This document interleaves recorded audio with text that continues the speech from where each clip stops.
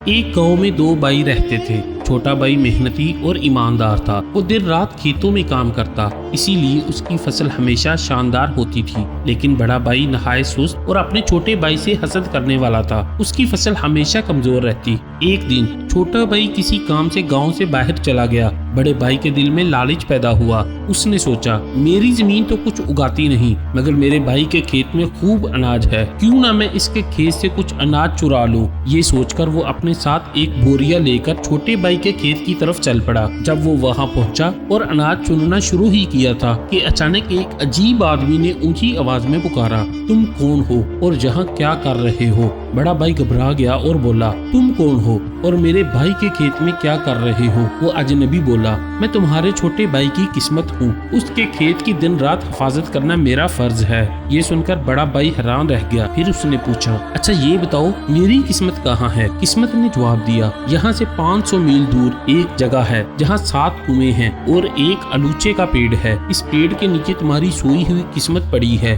اگر چاہتے ہو کہ تمہاری زمین بھی سرسبز ہو جائے تو وہاں جا کر اپنی قسمت کو جگاؤ۔ بڑے بھائی نے قسمت کا شکریہ ادا کیا اور کچھ ضروری سامان لے کر اپنی سوئی ہوئی قسمت جگانے کے لیے نکل پڑا۔ 2 دن اور 2 رات چلنے کے بعد وہ ایک گھنے جنگل سے گزر رہا تھا کہ اچانک اسے شیر کی دہاڑ سنائی دی۔ پیچھے مڑ کر دیکھا تو ایک خوفناک شیر اس کی طرف بڑھ رہا تھا۔ بڑا بھائی خوف سے کانپنے لگا۔ وہ فوراً گھٹنے ٹیک کر ہاتھ جوڑ کر بولا، اے جنگل کے بادشاہ، مجھے مت کھاؤ، میں شکاری نہیں ہوں، میں تو اپنی سوئی ہوئی قسمت جگانے جا رہا ہوں۔ شیر نے کہا، اگر ایسا ہے تو میں تمہیں جانے دیتا ہوں، مگر میری ایک شرط ہے، اپنی قسمت سے میری طرف سے ایک سوال پوچھنا۔ میں جب بھی کھاتا ہوں میری بھوک ختم نہیں ہوتی، تھوڑی دیر بعد پھر بھوک لگ جاتی ہے، میں اس بیماری سے کیسے نجات پاؤں؟ بڑے بھائی نے وعدہ کیا اور جلدی سے اپنی منزل کی طرف بڑھ گیا۔ دن چڑھتے چڑھتے اسے سخت بھوک لگ گئی۔